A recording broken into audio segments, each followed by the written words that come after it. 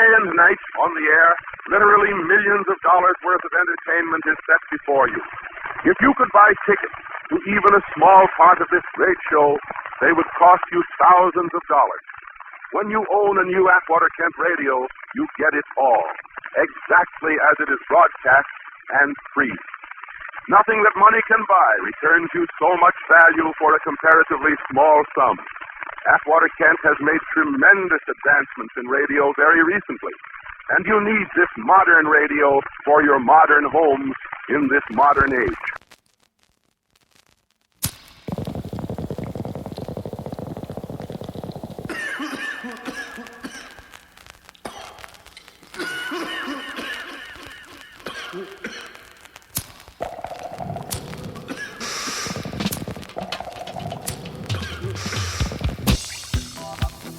From the nerd quarters of Kewanee, Illinois, it's the Vinyl Exile with Jamal Wilson.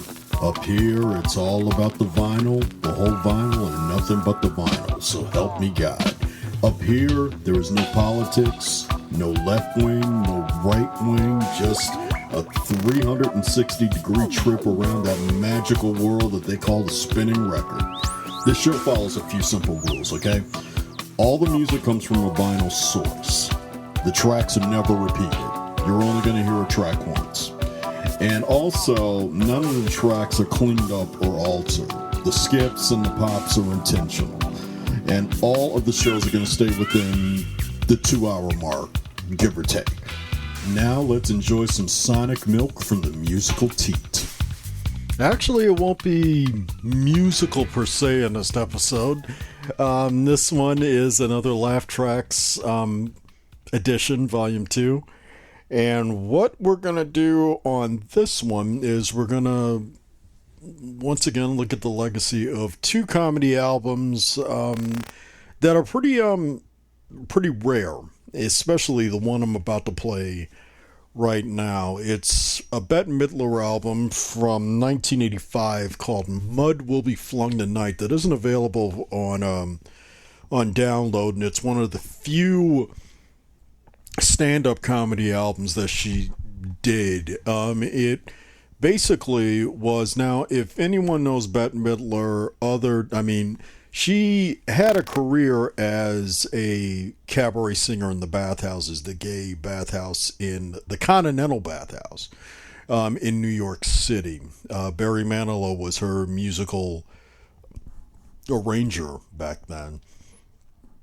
And then she ended up she was very popular for having a bawdy, raunchy act, along with singing and telling jokes and stuff like that. And then after she did The Rose, she was pretty well known for her concert films like Divine Madness, the HBO show that she did, Art or Bust, and then once she got into the film business, her edges kind of got smoothed off, even though she's still a hell of a performer. She's never disappointing. In fact, if you want to see an incredible and energetic performance that's recent, I'd say go see the current Ryan Murphy series called The Politician, season 2 on Netflix with her and Judith Light, and it's incredible. Her comedic timing has not dulled. But it was interesting with this album because it was never, most of her stuff, her musical stuff, which is really excellent, is available, but this was the one album that isn't. And I was lucky enough to, now that I'm looking at the album cover, I found this record in Nashville just before we left. That's going to be a completely different episode, was our trip to Nashville and the RCA Victor studio and the Country Western Music Hall of Fame. But we were there for a full weekend, and once before we left, as usual, me being me, we had to go to visit a record store, which was insane. This place called Phonolux. And to give you a quick story about it, I bought so much stuff at phonologues before we left Nashville that they actually helped us carry the records to our car. They were just like, you spent so much money, the least we could do was carry it to your car. And one of this was my wife is a huge Bette Midler fan, and this was actually the only Bette Midler album she had no desire to hear, because it's a stand-up comedy album. And when it came out, it was a big deal because Will Be Flung Tonight, she makes fun of a lot of celebrities, and it actually had a sticker on it saying, "This album contains material that may be deemed offensive by Bruce Springsteen, Madonna, and Prince for adults only." And you definitely will get to hear what it's like. She did this at Bud Freeman's Improvisation in Los Angeles, California on April 30th and May 1st in 1985. And she wrote all the material along with Mark Shaman, Charlene Seeger, and Bruce Valanche, Frank Mula, Lenny Rips, and Jerry Blatt. And so I'm just gonna actually do what I did last time. I'm just gonna play a full side and then go to the next side. So here we go. Bette Midler's 1985 release, Mud Will Be Flung Tonight. Ladies and gentlemen, please welcome Miss Bette Midler.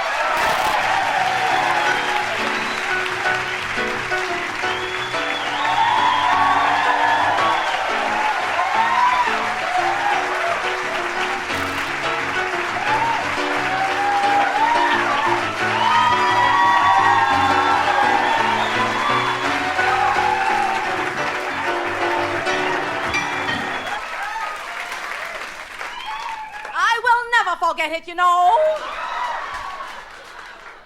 I was in bed one night with my boyfriend Ernie. He said to me, "Soph, how come you never tell me when you're having an orgasm?" I said to him, "Ernie, you're never around." I will never forget it, you know. My girlfriend Clementine is a filthy, vulgar old broad. She loves them dirty jokes. She rang me up the other day and said to me, "Soph, what do you get when you cross a male organ with a telephone pole?" I said, "Clementine, I got no idea. What do you get?" She said to me, "Soph, you get a humongous dick that wants to reach out and touch someone." Thanks very much, Soph. Take a hike.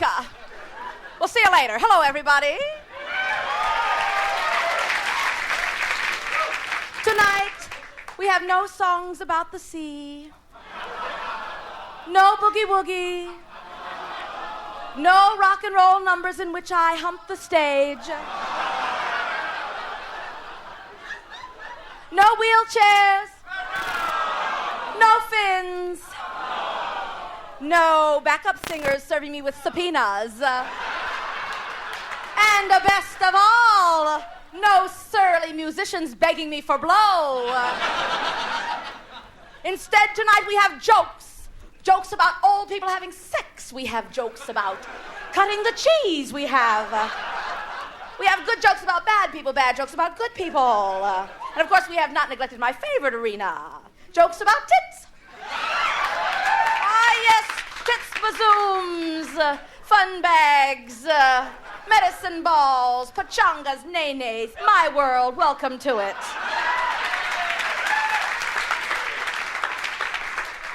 And oh, it has been a gargantuan effort. More Hebrews worked on this act than built the pyramids. I searched high, I searched low. I beat the comic bush so hard, I feel like Margaret Mead.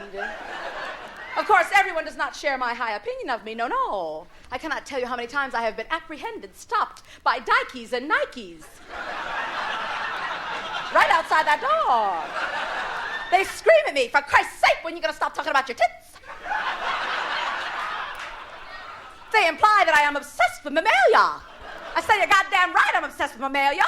I'm living proof big tits means big bucks." So there.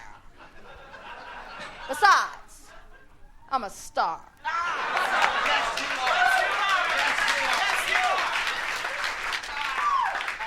don't have to be well informed. Just well endowed. I don't know much because I don't get out much.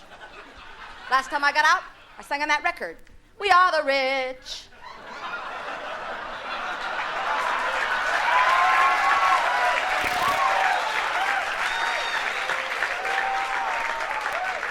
We are the famous. It was a fantastic night. I stood next to LaToya. She was wearing a headband. I felt naked. Bruce Springsteen was there. He was chatting with the soloists.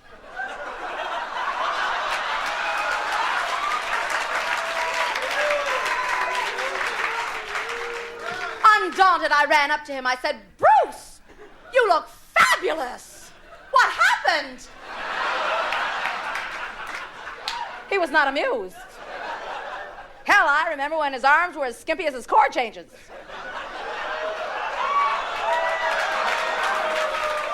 Oh, hiss and boo your own self. I have no idols, nothing sacred here. And you better get used to it. Because mud will be flung tonight.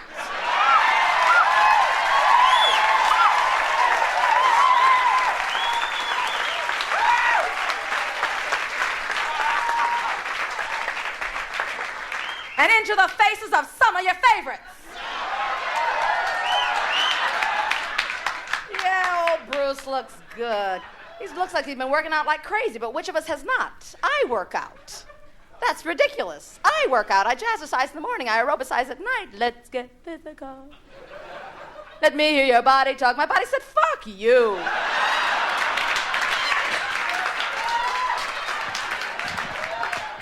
How could I blame my body? I was asking my body to do things it hadn't done since the senior prom. Problem is, I love to eat. I love to eat. I used to like to have indiscriminate sex. But you can't do that anymore. You fuck the wrong person, your arm falls off.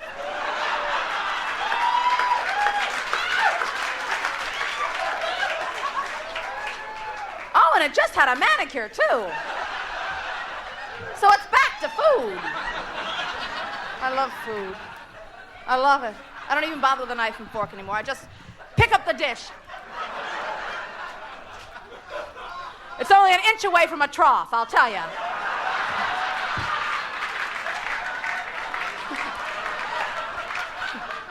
I know, however, that one of these days all my sautéed chickens will come home to roost. I'm going to be forced to stand in front of a full-length mirror and confront myself, sing myself this baleful ditty.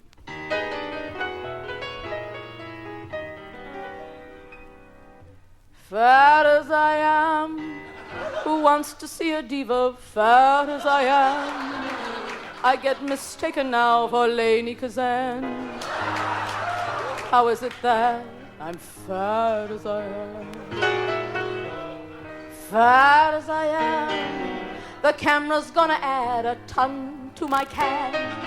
This is the way they say Godzilla began. How did I get as fat as I am? Try it again. Oh, my friends say I should diet again, that my fans are gonna riot again. Look what happened to Liz. All of my sins are not as numerous as all of my chins. I could audition for the Doublemint Twins. No one in the biz is as fat as I is. But what's a career when you put it next to knockwurst and beer? They could park a DC-10 on my rear. God knows I got the gas. There goes the chair. But to tell the truth, I'm too fat to care. I ate a meatball off the floor right over there. I don't give a damn when you're fat as I am.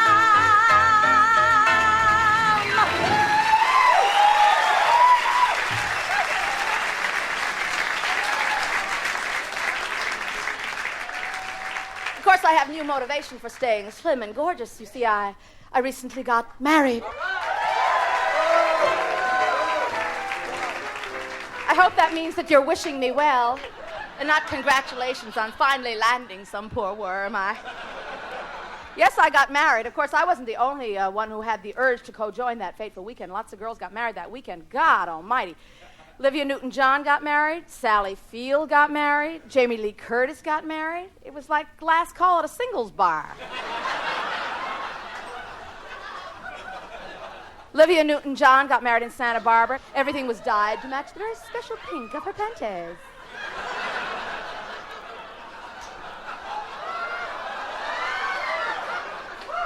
Sally got married in Bel Air to a man who liked her, who really liked her.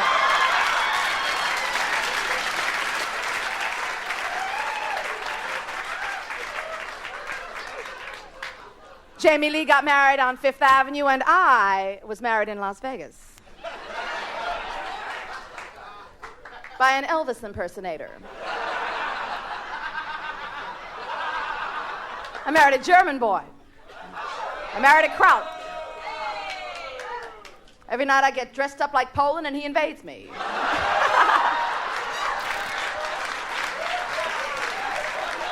He likes to go to the movies. He likes to watch teenagers get laid for the first time. Sometimes he even watches the screen. My movies are not about getting laid. Although I will say once or twice I have been royally screwed. I'm ready for my close-up.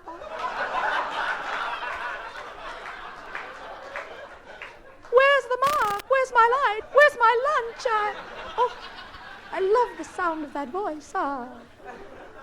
Nobody talks like that anymore in the movies, except for Meryl.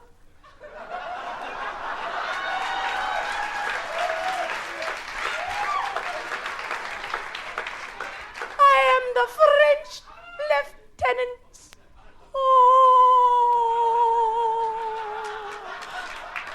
I was up for that part. I read that line. I'm the French lieutenant's whore. What's it to ya? I don't know why I didn't get that job. But now it's move over Meryl Streep. There's a new light on the cinematic horizon. Madonna. No, this is not going to be so much as mud flinging. Yes, it's gonna be like a landfill. All right.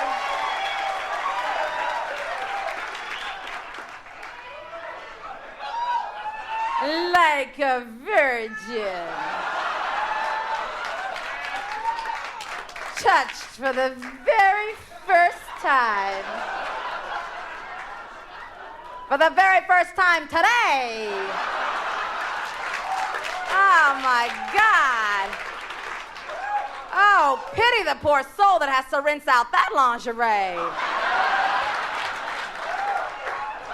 The only thing that girl will ever do like a virgin is have a baby in a stable.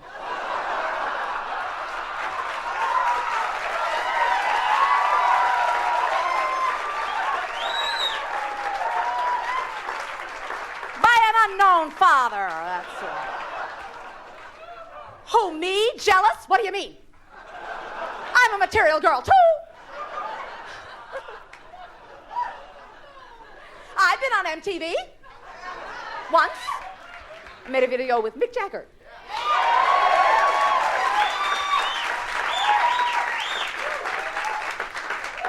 We were fabulous together. I know what you're all thinking. Did she fuck him? How was he? Ah, Mick, Bruce, Lionel. I had them all. How were they? I was better than them.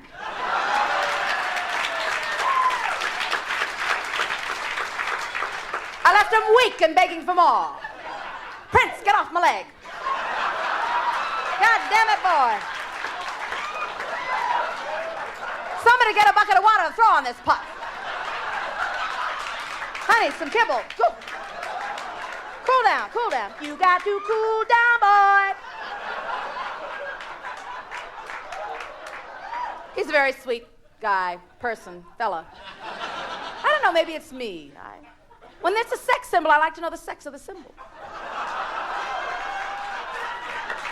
We were on the road not too long ago. Actually, we were on the road last year, 2 years ago. We met some pigs on the road. God. You didn't know there were people out there with consciousness so low. My God. We were hanging out with this band. What's his name's band? Oh, fabulous band. I forget the name. Their motto was, no muff too tough. Ugly women have pussies too.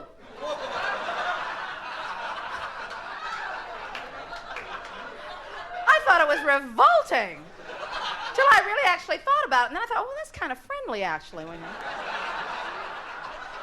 It's really kind of non-judgmental in a funny way. Is that my accountant sitting there? I'll kill myself. Is it? It looks just like my accountant. I don't think it is my accountant. Thank Christ. Excuse my language, but my accountant. I adore my accountant, nevertheless. He has to be up at 6 a.m. at those books. Looking for tax shelters. The problem with MTV is that MTV tends to exclude a lot of performers that I really have a lot of affection for. You know the kind of people I mean. I have a friend, a woman by the name of Vicky Eady, who is a kind of a... She's a lounge singer. She's a lounge singer who never made it to the big room. You've seen her a couple of times on telethons, I'm sure. But not for any of the big diseases.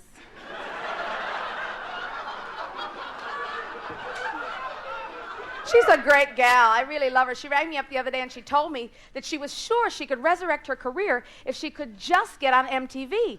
So she said to me, I'm going to make myself a video. I said, Vicki, that's a great idea. But before you make yourself a video, be sure you make yourself a record first. So you have something to lip sync to. This is a totally new concept for our girl.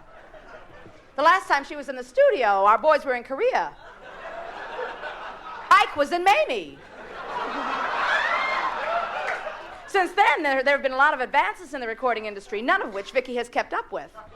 So imagine her surprise when she walks into a studio after all this time. Hi!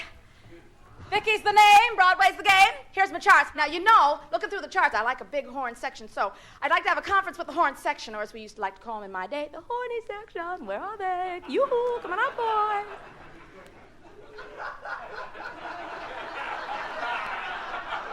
A synthesizer? Oh, so where's the drummer? A machine? Oh. Well, I guess I'll just wait for the guitar player to show up. Oh, he's already been here. He came yesterday.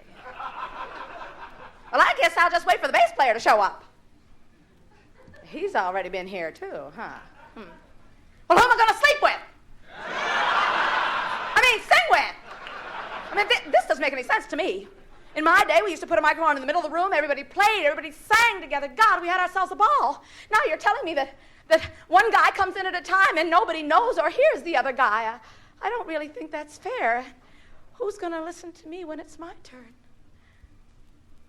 What are you laughing at? My music is not corny. A lot of people like this kind of music. A lot of people wish they could hear a whole lot more of it. So the hell with you, mister. Because I'm singing Broadway and I love it. I'm singing Broadway and I'm proud. You can keep your Springsteen, shove your chaka. I really don't care for that kind of caca. It's Eliza Cheetah, that's my crowd. My crowd, yes, sir. I'm singing Broadway and it's heaven. 'Cause heaven is a song from a Broadway show. Just give me a part that's got laughter and tears, and I'll beat it like Yul Brynner for the next 1,000 years. Broadway, Broadway, Broadway, Broadway. needs a girl who's got fluorescent hair or an ugly voice singing off key. Give me a broad who's got tits out to there, belting it out to the balcony.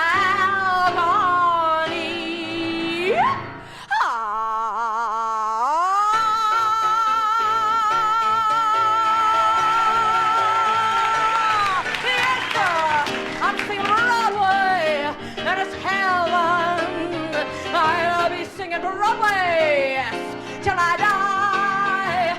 Just tell me what could be better than shaking your buns in front of a chorus of 35 nuns. I'll climb every mountain and ford every river I see. A lady and her music. That's me. Yeah!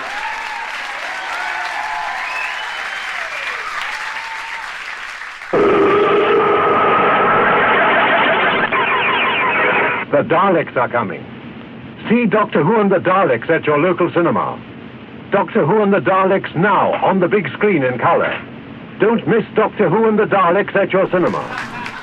So Vicky Eady is not going to make it through the techno age. But which of us will? I don't know a VCR from an IUD. Although I ought to find out. I'd hate to be standing in front of my microwave with a VCR up my tuchus.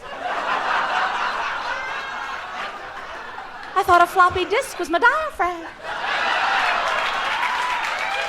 Where's those heaves that wrote this act? Isn't it hard being friends with cokeheads? They always say, let's go somewhere and we'll talk. What they really mean is, let's go somewhere and I'll talk. And they always grind their teeth. I have friends who have ground their teeth so fine they can snort their own bicuspids. For a long time, I went looking for a new drug, a drug that had my name on it. Really, I thought I could find one. I searched high, I searched low, I tried designer drugs. After all that, you know how depressing it is to find out your drug is Midol. Once I mixed Midol with speed, I had my period 6 times in one day.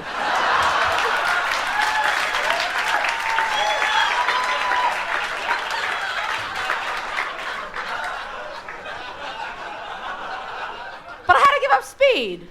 I started to understand what Charo was saying.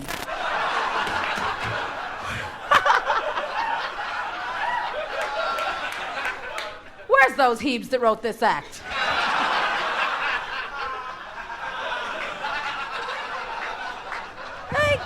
I got the rest of my chichi bubbles.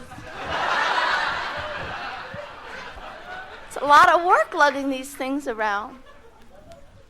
One day I woke up, I pulled Manny and Mo out of my eye.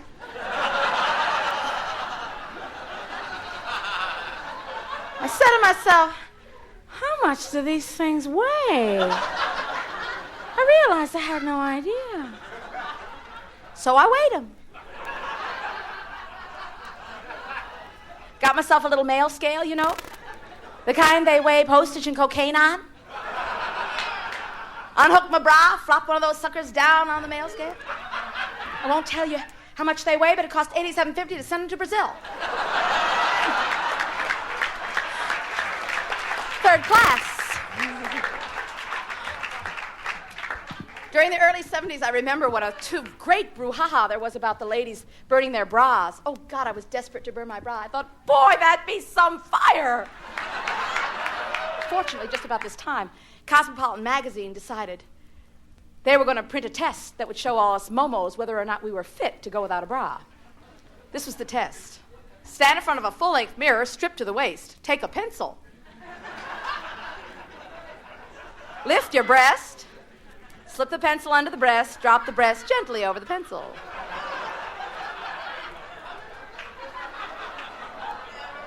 Now, if the pencil falls to the floor, put your nipples to the wind, run down to the singles bar. Go home, shtup like rabbits, who cares? But if that pencil hesitates for even a fraction of a second before falling to the floor, don't even go to the fridge without major support. So I'm standing there in front of a full-length mirror, stripped to the waist, got the pencil in my hand. I lift the left breast, I slip the pencil under the breast, I drop the breast gently over the pencil. Then I slip the steno pad under there.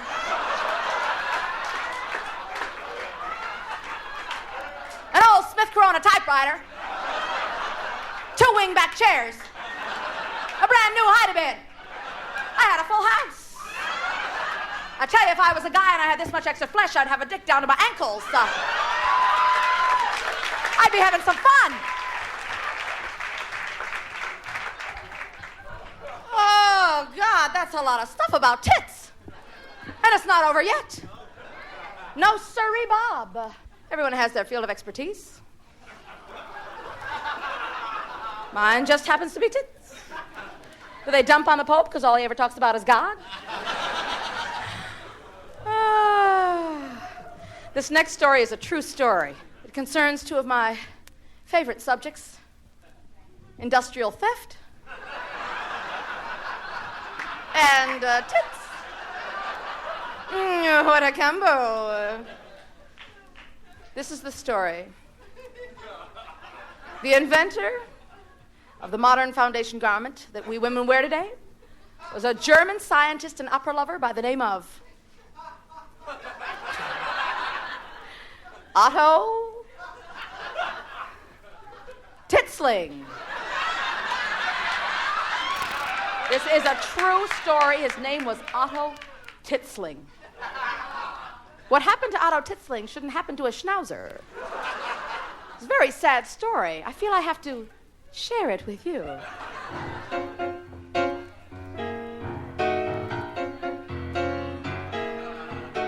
Otto Titsling, inventor and kraut, had nothing to get very worked up about. His inventions were failures, his future seemed bleak. He fled to the opera at least twice a week. One night at the opera he saw an Aida, whose tits were so big they would often impede her. Bug-eyed he watched her fall into the pit, done in by the weight of those terrible tits. Oh my God, there she blows! Aerodynamically, this bitch was a mess. Otto eyeballed the diva lying comatose amongst the reeds, and he suddenly felt the fire of inspiration flood his soul. He knew what he had to do. He ran back to his workshop where he futzed and futzed and futzed. For Otto Titsling had found his quest to lift and mold the female breast, to point the small ones to the sky, to keep the bigger ones high and dry. Every night he sweat and snort, searching for the right support. He tried some string and paper clips. Hey, he even tried his own 2 lips. Well, he stitched and he slaved and he slaved and he stitched, until finally one night in the wee hours of morning, Otto arose from his workbench triumphant. Yes, he had invented the world's first over-the-shoulder boulder holder. Hooray! Exhausted but ecstatic, he ran down the street to the diva's house, bearing the prototype in his hot little hand. Now, the diva did not want to try the darn thing on, but after many initial misgivings, she finally did. And the sigh of relief that issued forth from the diva's mouth was so loud that it was mistaken by some to be the early onset of the Siroccan winds, which would often blow through the Schwarzwald with a vengeance. But little did Otto know, at the moment of his greatest triumph, lurking under the diva's bed was none other than the very worst of the French patent thieves, Philip de Brazier.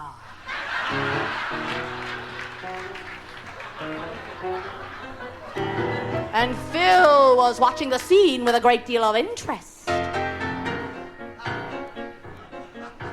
Later that night, while our Brunhilde slept, into the wardrobe Philippe softly crept. He fumbled through knickers and corsets galore, till he found Otto's titsling and he ran out the door, crying, oh my God, what joy, what bliss.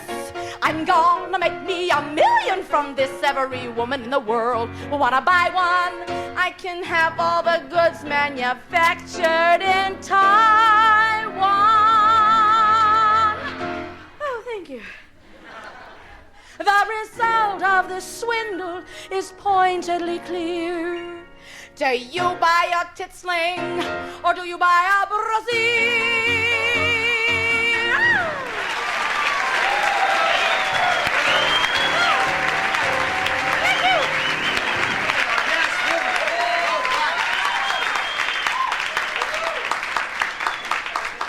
Oh, human history is a sordid affair.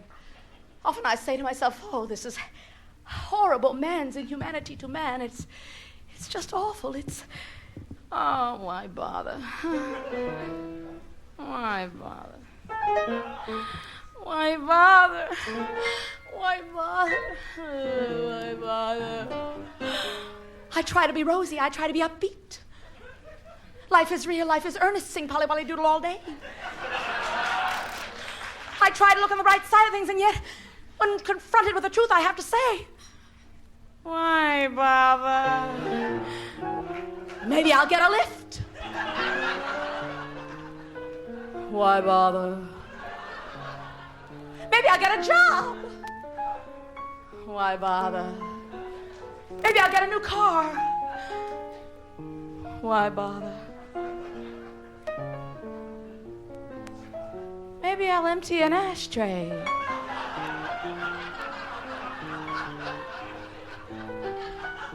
Why bother? It's so hard to keep your ears clean.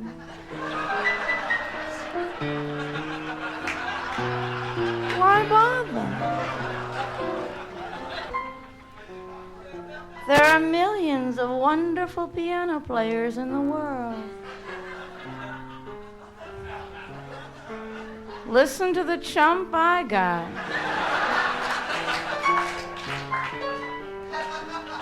Why bother? You know, modern painting is supposed to be the panacea for all the ills of modern life. And yet everyone still buys the painting that matches the couch.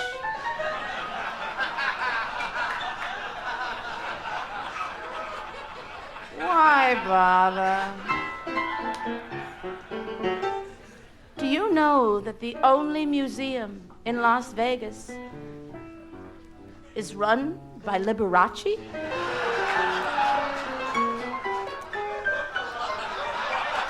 Why bother?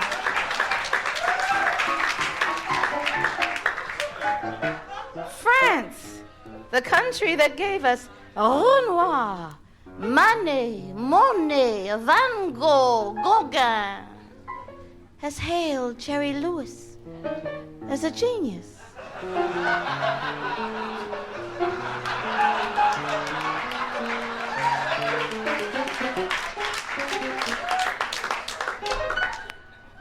Why bother?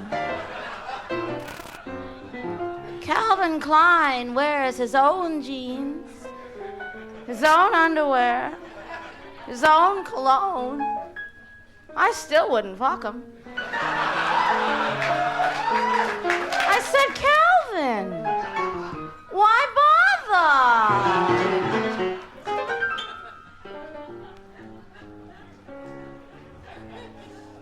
I have a star named after me on Hollywood Boulevard. It's under a fire hydrant.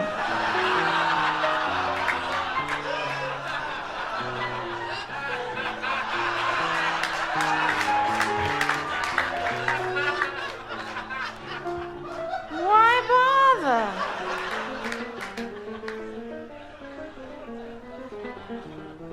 I got a new haircut. You have to put a lot of mousse on it to make it look like anything. I got a terrible case of dandruff. My doctor said I was suffering from mousse abuse.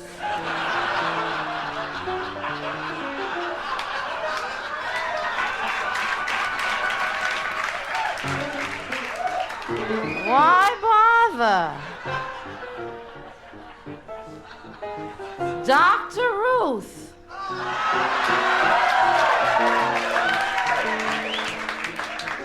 Why bother?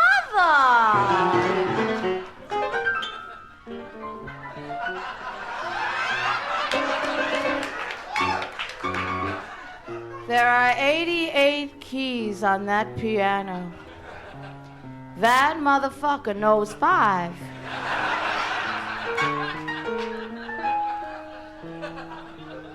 My mother. Halley's Comet comes once every 76 years. So do I.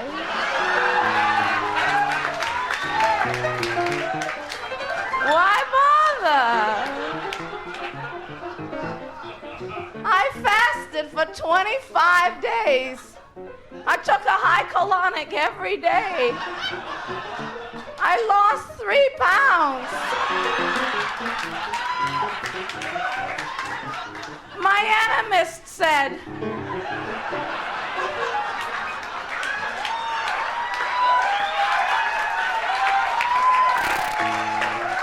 why bother?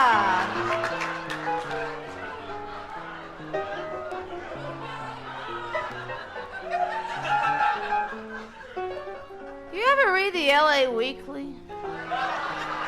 You ever notice how many ads for high colonics they have? Is this town that full of shit?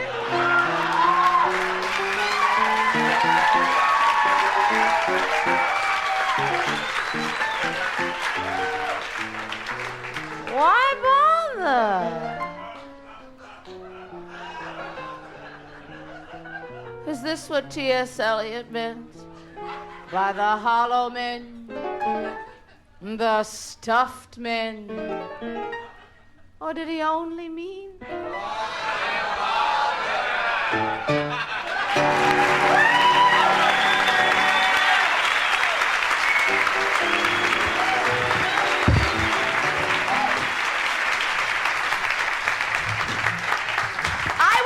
Forget it, you know. I was in bed one night with my boyfriend Ernie. He began combing his hair. There was a great shower of dandruff all about the bed. I said to him, Ernie, what's that? He said to me, Soph, those are the snows of Kilimanjaro. He leaped from the bed. He ran to the loo. I could hear him through the door, relieving himself violently. Pish, pish, pish, pish. I said to him, Ernie, what the hell is that? He said to me, Soph, those are the rains of Ranchipur. He leaped from the bed. He ran back to the bed. No, he leaped from the loo. He ran back to the bed. He leaped from the bed. He ran out the window. No, that's not right either. A humongous stick that wants to reach out and touch someone. Imagine that. He ran back from the loo. What happened then? Yes, of course. I had a blank spot. On his way back from the loo, he had, dare I say it, an attack of flatulence. How could I forget that? He had an attack of flatulence. The cheese was cut. I said to him, Ernie, what the hell is that? He said to me, Soph, those are the winds of Krakatoa. That was enough for me. I jumped into my clothes. I was out the door like a shot. I could hear him calling me from down the road. Where are you going? What's wrong? I said, who can fuck in this weather? I'll never forget it, you know. How you doing, doll? I'll never forget it, you know.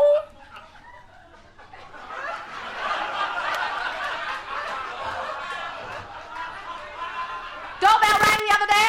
Answered the door. There's a delivery boy there with 24 roses. I grabbed the card, opened it, said, love from your boyfriend Ernie.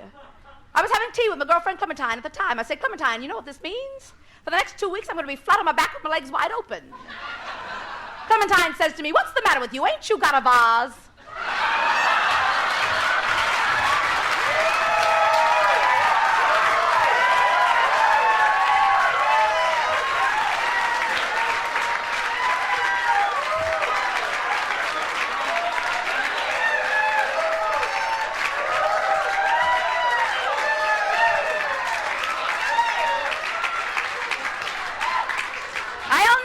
You know? Yet another cutting the cheese joke. Listen to how I make it my own. I'll never forget it, you know? It was my honeymoon with my boyfriend Ernie. We were on the Super Chief. We had a car all to ourselves. Suddenly, I cut the cheese.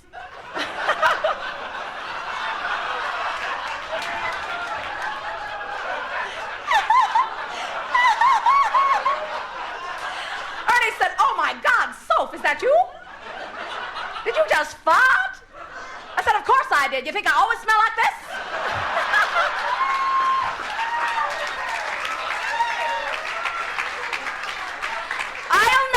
you know. For the longest time, I didn't wear no underwear. Used to drive my boyfriend Ernie absolutely batty that I didn't wear no underwear. One day I caught a terrible cold. Ernie said to me, Soph, you've got to go see the doctor. I said, all right. Make an appointment for me. So he rang up the doctor, but unbeknownst to me, this is what he told the doctor. Doc, I'm sending Soph over. She's got a terrible cold, but that's not the problem. The problem is she don't wear no underwear. Tell her the reason she got this cold is on account of she don't wear no underwear. Got that? Righto, says the doctor. So I, like a schmuck, trot on down to the doctor's office. Doctor says, Soph, open your mouth, say ah. I opened my mouth. I said, ah. He looked down my throat. He said, Soph, you ain't wearing no underwear. I said, I beg your pardon, doctor. He said to me, Soph, you ain't wearing no underwear. I said, doctor, you can look down my throat and see I ain't wearing no underwear.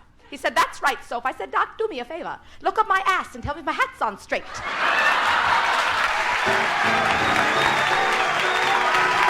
Thank you. You like me, you really like me.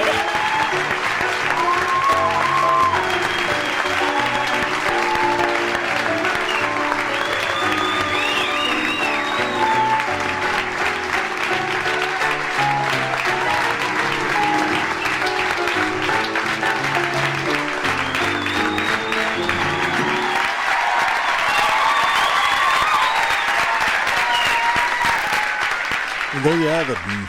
Bette Midler's 1985 very rare stand-up comedy album, Mud Will Be Flung Tonight. And that's really nice to hear. I grew up watching Bette Midler's concert films and things like that, and she was one of those people that I learned comedic timing from. It's just like when you listen to the old comedy albums of Steve Martin, Richard Pryor, the Paul Rodriguez, Robin Williams. I mean, those were that was how we learned and how we learned how to write. And so that was a nice breath of fresh air to hear that. Which now brings me to something I'm really proud to play here, because I hadn't listened to this woman in 30, 40 years. And this is the black artist Millie Jackson, who was basically looked at as the Black Bette Midler.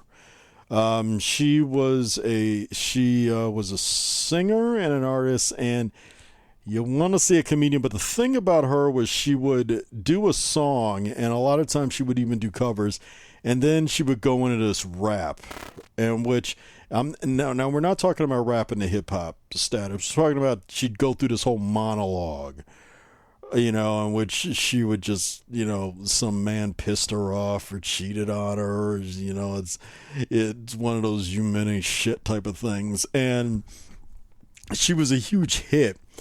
And this one is going to be called Live and Outrageous. And it actually says rated XXX. And it was a joy to find this record. This is a live album that was recorded I just saw the name of it. Okay, it was recorded in Mr. V's Figure 8 in Atlanta, Georgia.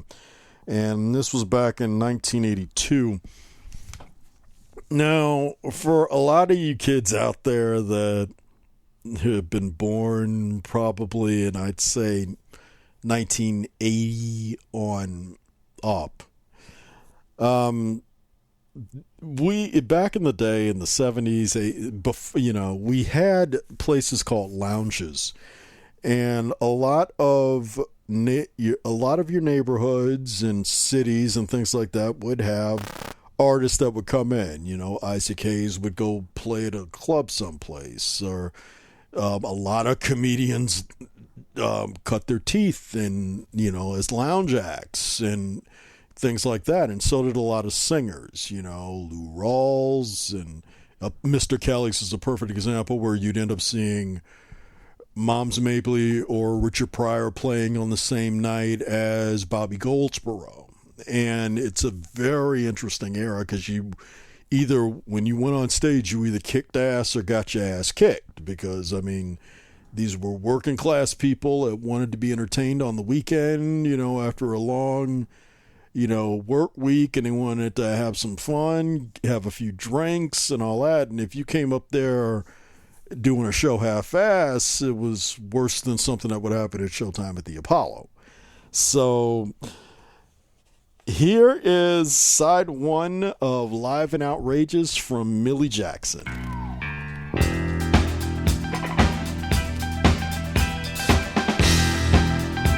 Ladies and gentlemen, here she is, bringing to you the one and only, the marvelous, the sensuous. Please put your hands together for Live and Uncensored herself, none other than spring recording artist, Miss Millie Jackson!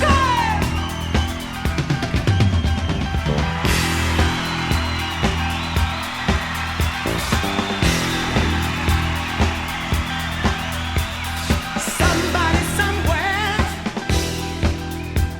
in the heat of the night, looking pretty dangerous, running out of patience. Ow!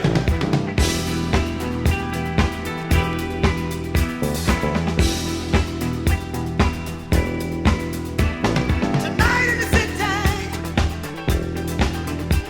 you won't find any pity. Hearts are being twisted. Another lover cheat.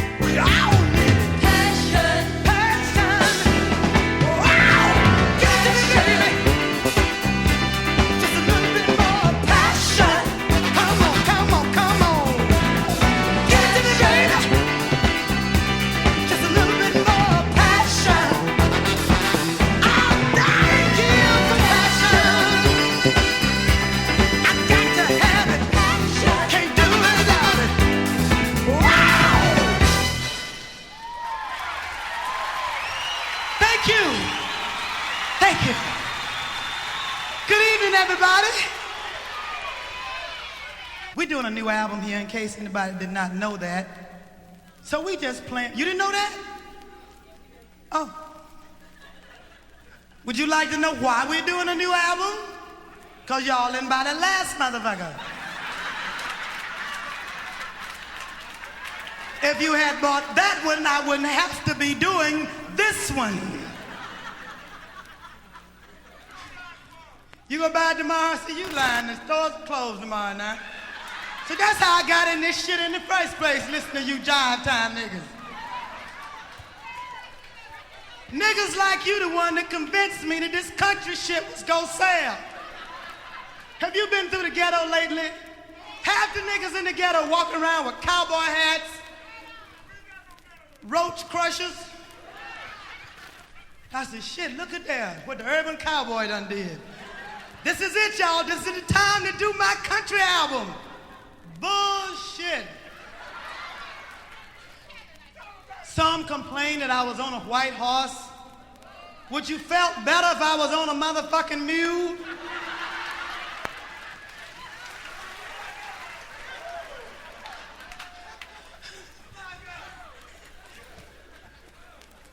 Ooh, shit. We're gonna do something right now that's an original tune. Ooh. I decided to do this because people keep asking me, Millie, what should I do about this? What should I do about that? 1, 2, 3, and...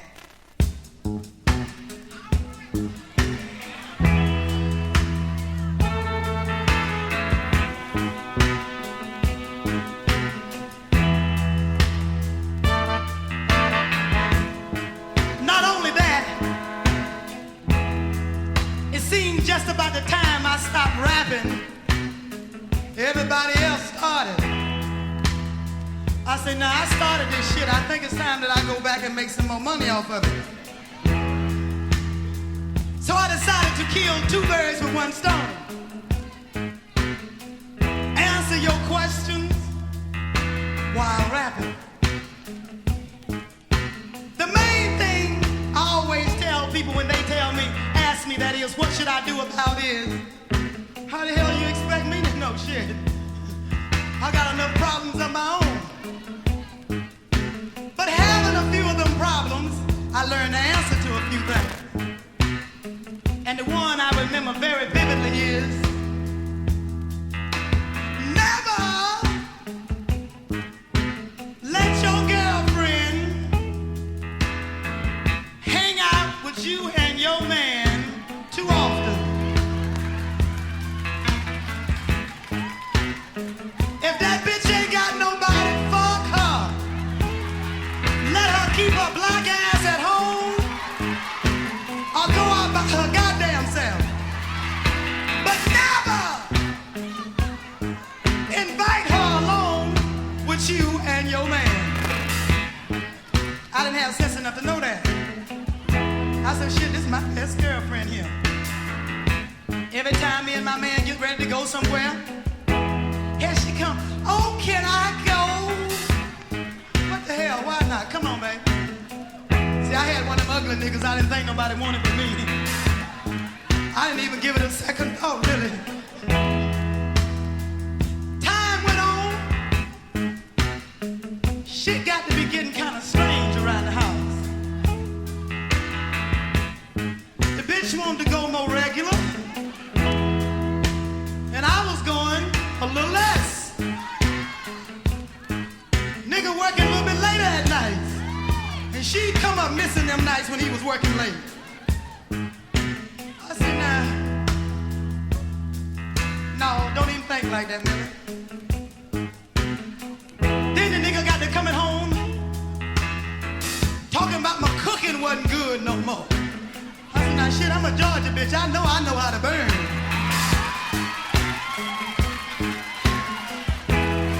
I ain't never seen a goddamn dish I couldn't prepare.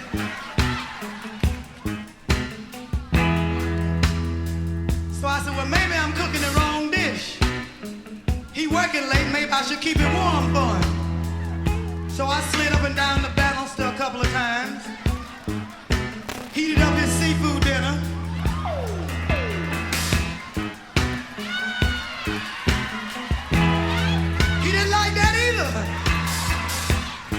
now, goddamn, what kind of dish do this nigga like here? The final come down came one night when we didn't come down and I didn't came.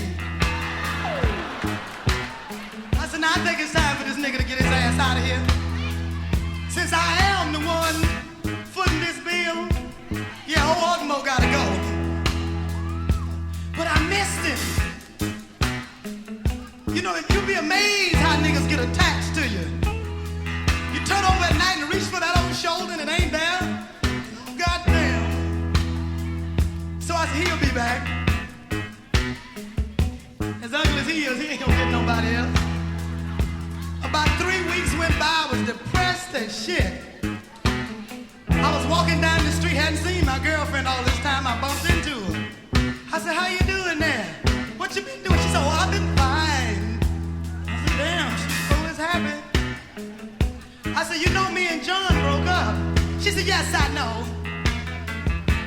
I said, oh, he told you, huh? She said, uh-huh. I said, well, you wouldn't by any chance have seen him lately, would you? She said, oh, yes, I saw him last night. I ran into him. I said, now this bitch is too goddamn happy here. All this shit is adding up, and I don't need no goddamn computer to add it. I said, I know where the nigga hang out at, and I'm going down there and check his ass out. I hurry up, ran back to the house, got out of my clothes, jumped in the shower. Russia, scrubber. Jumped out the shower. Proceeded to reach way back up in the closet and get some of my real expensive imported perfume. Say, let me put a little bit behind the right ear. A little bit behind the left ear. A little bit. I wanted everything to be smelling good. Reached way back up in the closet. Got me down one of the mini dresses that was hitting about right there. Laid up beside the nightstand, I grabbed my longest hair and was looking good. I know I was looking good, cause when you looking good, you know you looking good. Don't nobody have to tell you you looking good. And I went on down there to the bar where he hang out at, cause I knew I was looking good. When you looking good, you got a different walk. I walked in like I own the motherfucker.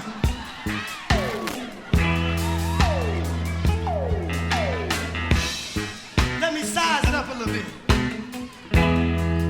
First thing I saw was him. Second thing I saw was her. I ran to the bartender. I said, bartender, give me a double old crow. I have to start some shit in here. Gotta get my nerve up. I think if I can handle that old crow, I can handle any goddamn thing. I said, back it up with a slip small liquor. Cause in a minute this bitch gonna have to look out for the bull.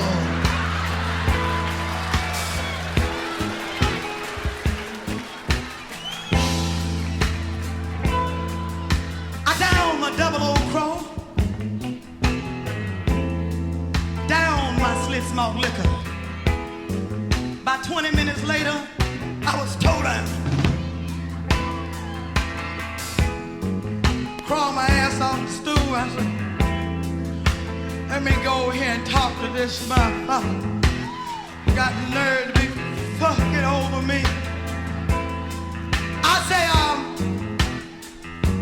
pardon me, bitch, but I would like a word with that nigga on your arm. He had the nerve to look at me and say, I'm sorry, Millie, but you must respect my lady. I said, Specker, you want me to respect her? I respect her. Pardon me, Miss Bitch. I still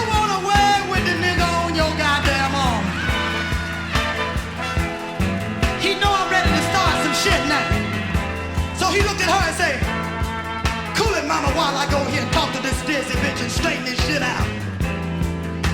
I got him on over there where I was. I said, why you low down?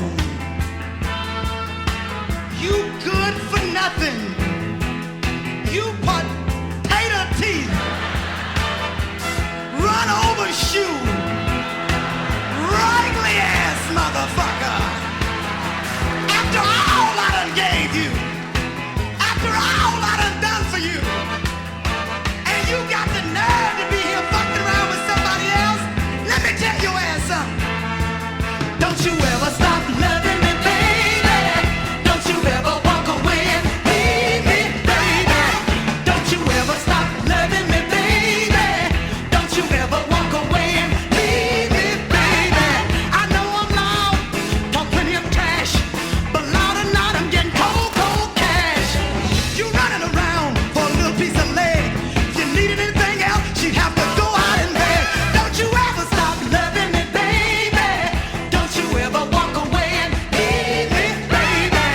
Don't you ever stop loving me, baby. Don't you ever walk away and leave me, baby. I gave you love, you gave me hell. I asked for head and you gave me tail. I don't have to ask, I can demand. I can always take the situation in hand. Don't you ever stop loving me, baby. Don't you ever walk away and leave me, baby. Don't you ever stop loving me, baby. Don't you ever walk away and leave me, baby.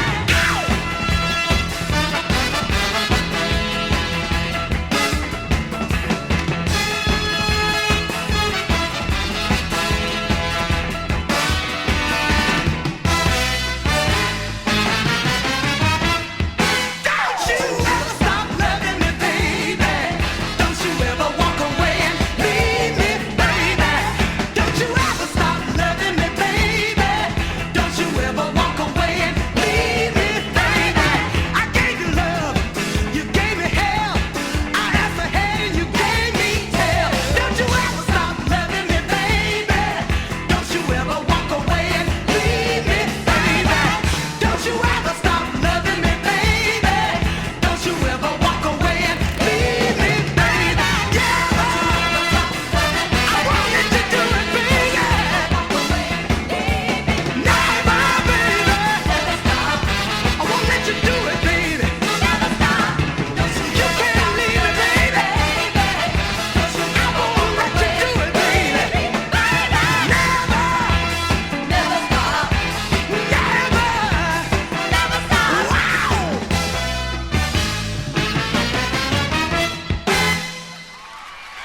Thank you.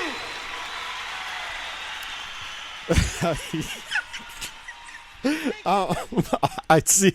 I just downloaded that album and converted it last week, and I was laughing then, and just listening to it again. Oh, god damn, she's good. I'm gonna have to find more of her records. That's side one of the album, Live and Outrageous, rated XXX. Now, a couple of things I want to bring up, I want to mention before getting to side two that I want to explain on side one. She made a couple of references.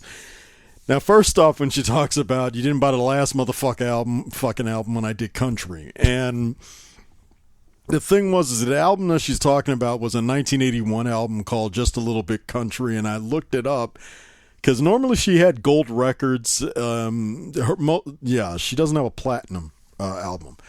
And she was one of those artists in which she sold more on R&B charts than she did on the pop charts. And the interesting thing about it is when I looked up the record, Just a Little Bit Country on the pop charts went to 201.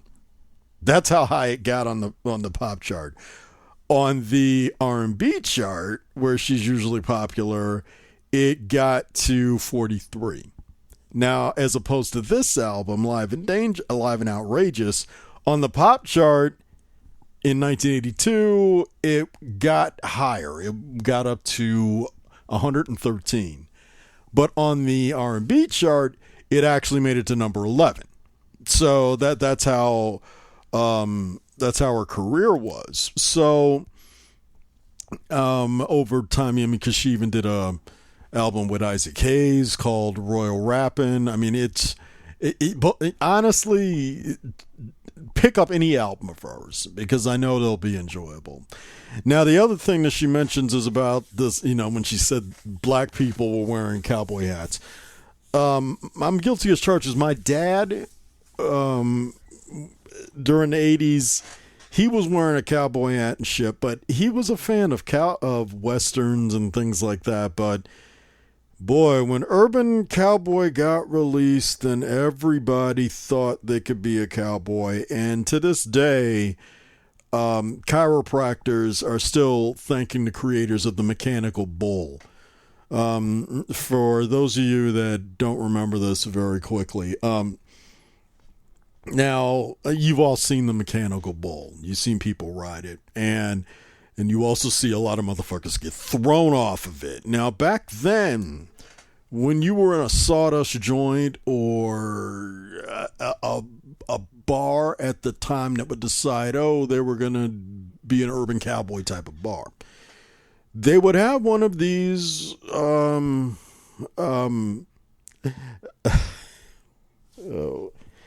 these mechanical bulls. I'm recording this late, and I'm just tired, and whatever. Now they would ride one of these mechanical bulls, and back then, if you fell at a place or fell down roller skating or tripped on a sidewalk, they didn't sue and whine like pussies back then. Back then, it was okay. You fall down, you get back up. You knew what you did. So when people would be riding these mechanical bulls and shit, the only padding that they would have were mattresses that you would sleep on. And we're not talking back then, they didn't have sleep member bed type of mattresses and shit. No. These were like very thin mattresses that they would just stack up and hopefully you land on it. So, I mean, a lot of people were fucking up their backs. You got to think about it. You're in a bar, you've had 5 or 6 drinks, you're egged on by your friends, you're trying to get some pussy, you jump on this mechanical bull, and they crank it up and you fly about 10 feet in the air and land on a mattress. And then you fucked up your back for the rest of your life. So that's what she meant, along with this other reference when she says, "I came through the wall like the bull of the malt of the liquor on the bottle." That was the bull for the Schlitz malt liquor bowl, and which was a 40 ounce. And when back when they used to have commercials on television for alcohol, which they don't do anymore, they stopped, I think, if my memory serves me correctly, in the 90s, because I do remember, in the early 80s to mid 80s, there were drinks. Let's see, the Schlitz Malt Liquor Bowl. There was Colt 45. They had St. Ides commercials. There were. Now that I'm sitting here thinking about it, I'm trying to remember. Oh, yeah, because, Bartles and James is alcohol. I mean, they had all these commercials.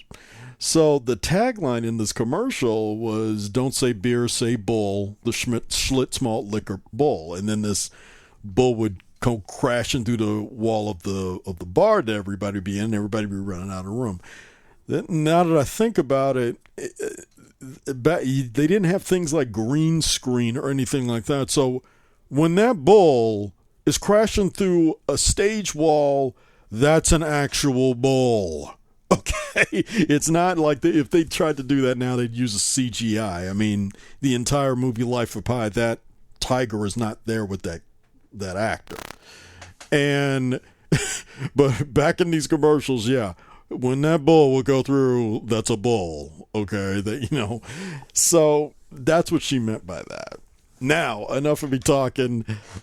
I'm going to be with side 2, come back with side 2 right after this.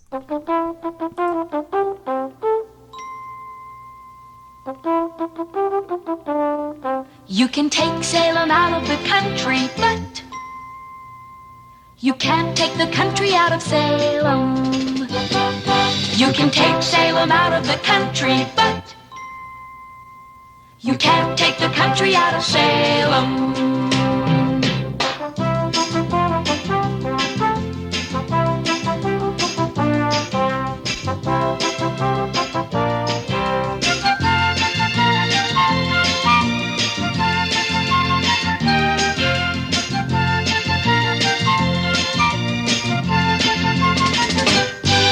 You can take Salem out of the country, but you can't take the country out of Salem. You can take Salem out of the country, but gather round, everybody. Everybody clap your hands. I never tried this shit before, but I'll do the best I can. I got something to say to you. You might not appreciate it, but I don't give a damn if you like it or not. In fact, I don't care if you hate it. Ain't trying to start no shit. I ain't trying to raise no sand. I'm just trying to say what I got to say in a language you understand. Now you know my name ain't Fatback, Curtis Blower, Sugar Hill. Just trying to pass this message to you to show you how I feel. Say ho! They said it. Damn. Ho! Oh shit. Hip hip the hip the hip hop the dobber. Hip hip hip and hippity hop. Fuck. Oh, you said that too, huh? Did you hear that a white boy said fuck y'all? What did you say? Wow. Excuse me, I thought he said fuck. He said fuck. There's a difference between fucking and fucking. Don't worry about it, y'all get it right one day. No time soon, but one day. God damn. I hate this song. I recorded it as a joke. Because everybody else was making dumb shit like this. Then y'all bought my dumb shit. Now I gotta sing it. Old bitch like me up here trying to sing this hippity dippity shit. My daughter's 15 years old. She tried to help me out, you know. She told me I should put my finger in it.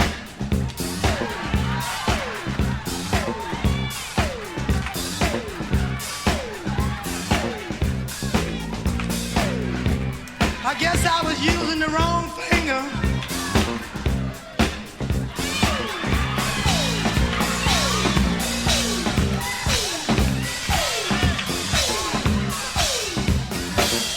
Fuck you!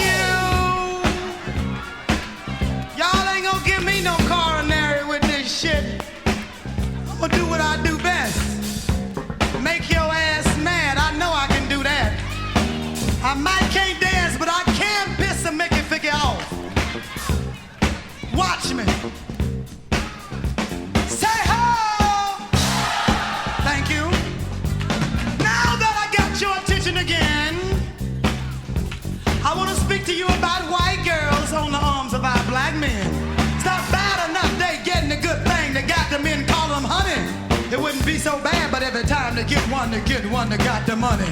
They say they got them cause we ain't cool. All we do is fuss. But they marry them and the court take the money, they come back broke to us. We done waited 400 years to get rid of the cotton sack. White man trying to let you make some money and you dummies give it all back. Yes, I call you dummies too. Bunch of dumb. I bet you there's some dummies out there tonight. Turn up these lights. Let me see if there are any dummies out there. 1, 2, 3, 4. Oh, let me straight. Miss White Lady. Since you've been sitting between a black man and a white man, but closer to the black one, which one are you with? Oh, you with both of them. Oh, shit. Not which one you with. He with the black bitch. Oh, you with the black guy. I see. All y'all just switched up on me, huh? y'all would like to maybe swap, huh? Y'all would like to swap. Good, then y'all swap. Please straighten this shit out of here. Now they done got back to get. Oh, you there? Oh, okay. But wait a minute, the sister got left out. The child over here said always. Any more dummies out there? Oh shit. What's your excuse? Didn't you know I was working here? Did you know I made this record? And you brought this white bitch in here with you anyway. And brought your ass up front too, didn't you?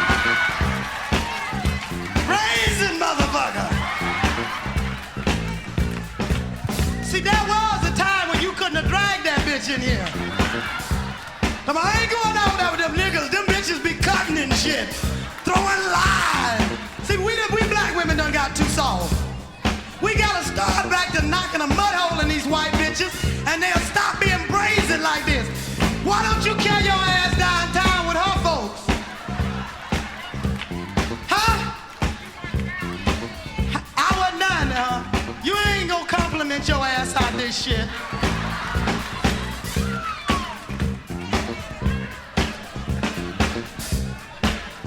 Got your goddamn nerve. No offense to y'all, I ain't got nothing against white folks. As long as they keep their shit to themselves. But good black people are too hard to find these days to be sharing that shit.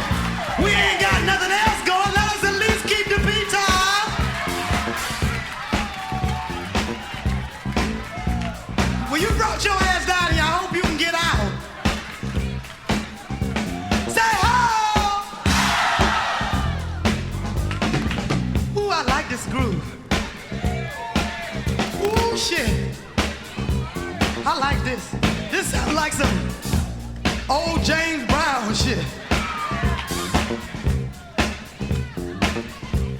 James Brown said he started this shit. Now you white folks done took his shit, just making all the goddamn money. James, he had the funk though. James, he can say, hit me. Hit me. Hit me. Sometimes he get confused and didn't know what he wanted to hit him with, but fuck it, hit me. Fuck it in. Give me a D. A fuck it in. Give me a D. A fuck it in. Fuck this. Keep your D. I don't want the D. The D too funky. Don't give me no more D. All I must have the D. Give me an I. Give me a C. Give me a K. With the D. Give me a I. Give me a C. Give me a K. With the D. Oh, hit me. Hit me. Hit me. Hit me. Y'all done hit me enough, goddamn.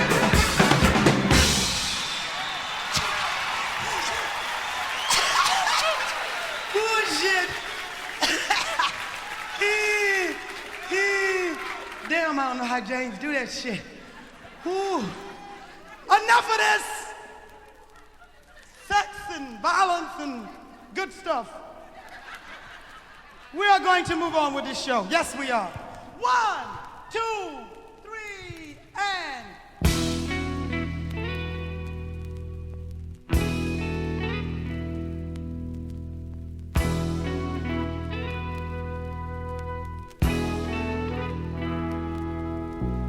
Baby, morning's just a moment away, and I'm without you once again. Thank you. You laughed at me. You said you never needed me, but I wonder if you need me now.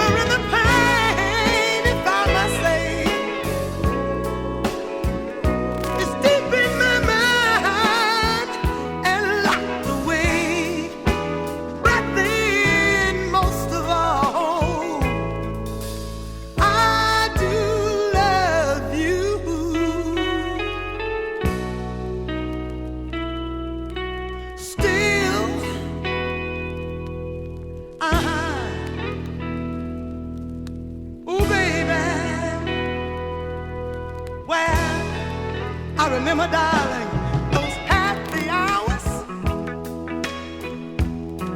those times I'm sure we'll never forget, those memories we can't put aside. No, for what we had. Sometimes I try to understand, but it's so heavy on my mind. So many dreams that flew away, so many words we didn't say to people lost in a storm. Where did it go? Where did it go? Ooh, we're lost, but can be found. You know we let each other down, but then most of all, I do love you.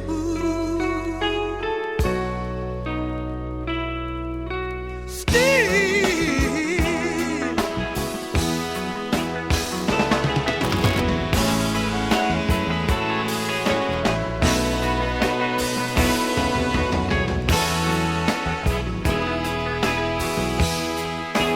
We played the games that people play.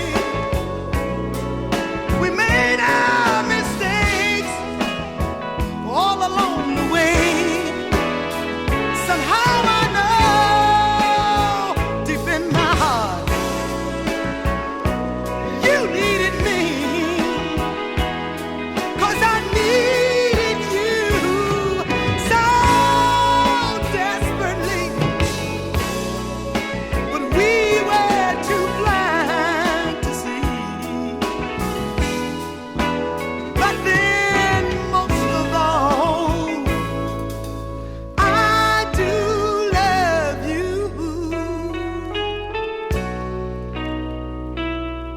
Still, yeah, I do love you still.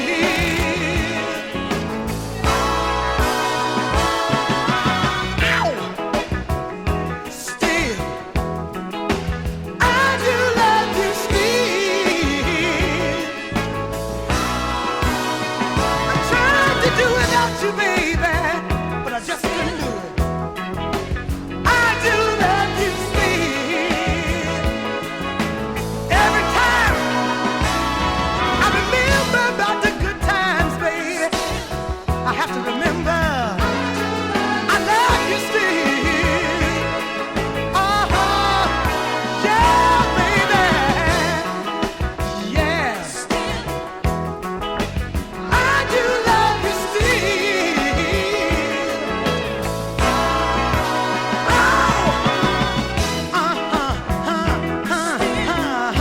Yeah, yeah. I love you, baby.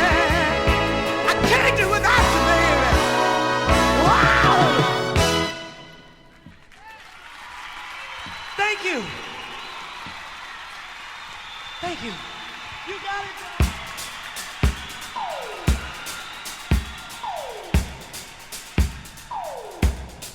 Ooh. This is a song I stole from Kenny Loggins. I stole this because I know some of y'all been doing it to my music. Always, huh? And I want to give you something to really do it by. I don't want you to miss no one of them strokes and hurt somebody. So I decided to record something that everybody could do it by. That's why now you hear just the drum. Up, down, up, down. See, this is for them two-strokers. Up, down, up, down. While they laying there up, down, up, down. That lady be laying there, when the hell is he gonna get up? Up, down, up, down. Ladies, don't worry about it. He's gonna be there for a while. You can do nothing for a hell of a long time. But you don't have to put up with that. Cause there is another kind of lover. One who will put a little bit more left, right, left in his shit. For him, I added the guitar.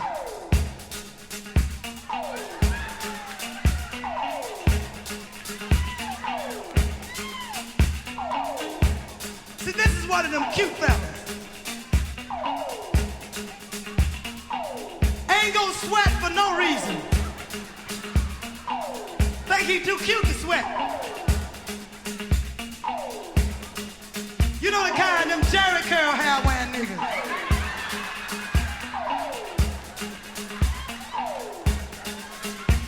If he accidentally hit one of them good pockets and you wind it up on his ass, he be talking about cool it, mama. You gonna mess up my dude. You know I ain't got my activator with me. And them Jerry curl niggas messed up without that activator. That shit go back to an afro in about 3 seconds.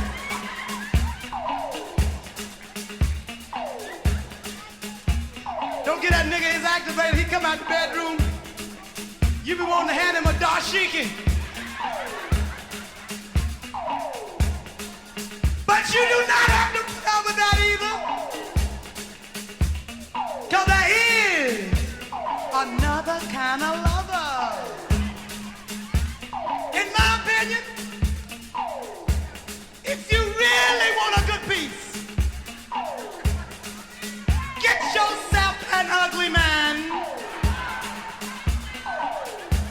Ugly men don't get none too often. Ain't that right, John? They really appreciate the shit when they get it. An ugly man is gonna try to get it for all them times he didn't get none. Say right. An ugly man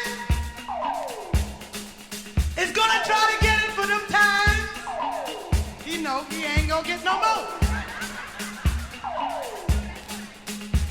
Believe it or not, an ugly man will get even uglier when he gets to getting something. In fact, you pretty ones can get kind of ugly when y'all get to getting something too. I ain't never seen a motherfucker come pretty. Whoa. Whoa.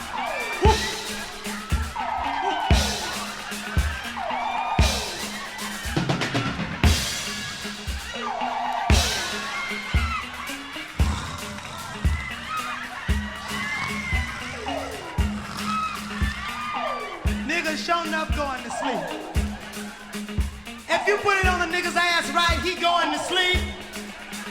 If he don't go to sleep, you ain't done nothing. I knocked some motherfucker out. Occasionally I had to hit him with a hammer, but he went out. One way or the other, he going out. But it's hard to knock an ugly man out. And you cannot have just drums and guitar for an ugly man. For him, you must bring in the whole damn thing.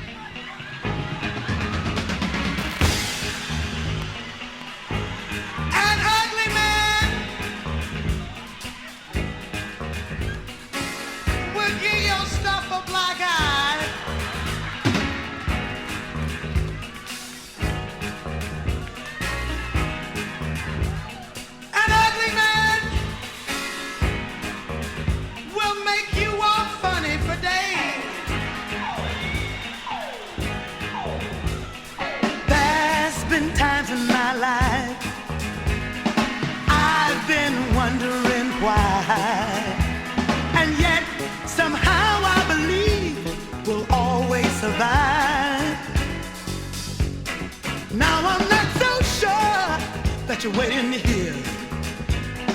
One good reason to try.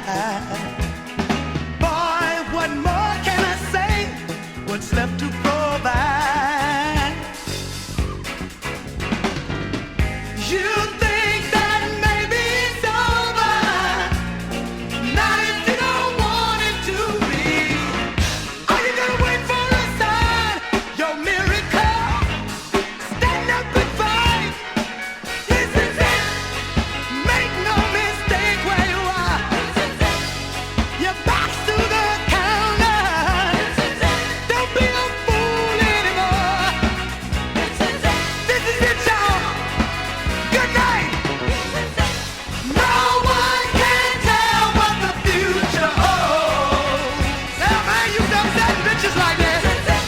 You make your choice. This is it. This is it, y'all. Good night.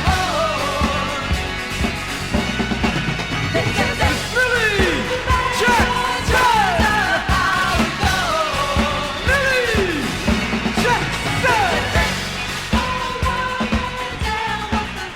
Millie The Vinyl Exile was written, produced, and programmed by Jamal David Wilson and his vinyl collection. The website at musicdiversityprotection.com is created and managed by the irreplaceable Ann Almgren. If you ever want to contact her to have you do your website work, you could always contact her at Great Graphics. That's GreatGrafix at Instagram. So you can always contact her there. And special thanks to Ribbon Records and Discogs for helping me get the material. And don't forget to tell your friends about the show, and please leave a review. I mean, you can always contact me through Instagram and Twitter by looking up The Vinyl Exile. I've killed the Facebook page. I mean, I thought it was pointless, so I've stick with Instagram and Twitter. I prefer being reached that way. Finally, once again, thank you so much for your patience and your loyalty to my show. This is a tough new era for all of us, regardless of our ideals and beliefs. Just please stay home and stay safe. Support your local businesses. Wear a face mask, wash your hands, and be civil and compassionate to each other and everything around you. Make sure that you protect life, protect nerd power. Take care, and be seeing you.